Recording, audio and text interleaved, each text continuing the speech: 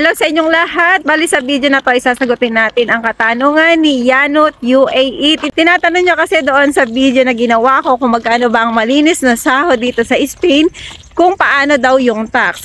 Bali ganito yan. Once na ikaw ay undocumented pa dito sa Espanya, walang tax na ikakalta sa iyong sahod. Kung magkano na pag-usapan nyo ng iyong amo, na iyong magiging sahod, yun mismo ang iyong matatanggap. Walang kahit anong deduction na mangyayari doon. Halimbawa, ang sahod na sinabi sa iyo ay 1,100, yun na mismo ang makukuha mo. At ang marireceive mo ang iyong sahod kadalasan ay cash. Kasi dito sa Espanya, ang mga undocumented ay wala pang bank account. At ina-advise ko din sa mga kababayan na pupunta dito sa Spain, kung pwede, huwag kayong magmadali na magkaroon ng bank account. Kasi ang mga bangko dito ay nagkakaltas ng commission.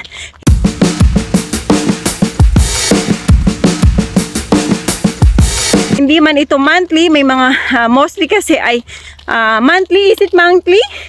The commission or no? No, every few months.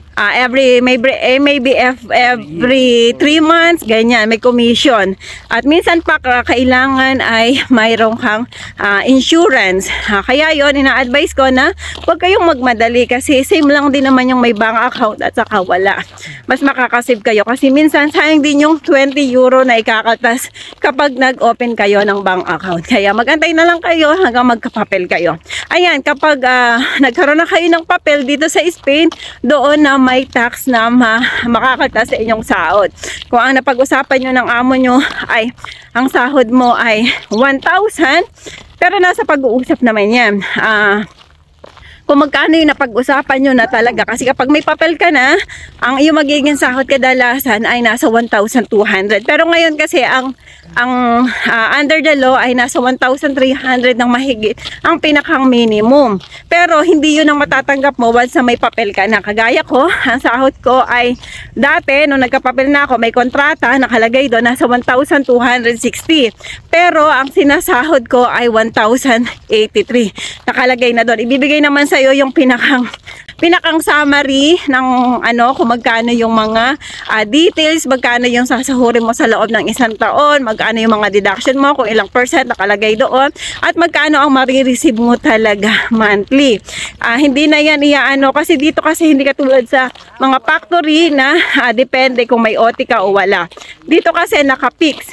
Kaya yun, nakalagay doon kung magkano talaga ang sasahurin mo sa loob ng 1 buwan. Katulad ko, nakalagay na doon ng 1,083. Nabawas na lahat. Bawas na yung sa SS ko at saka bawas na din yung sa tax. Ayan. Kaya sana nasagot ko sa video na to ang tungkol sa tax.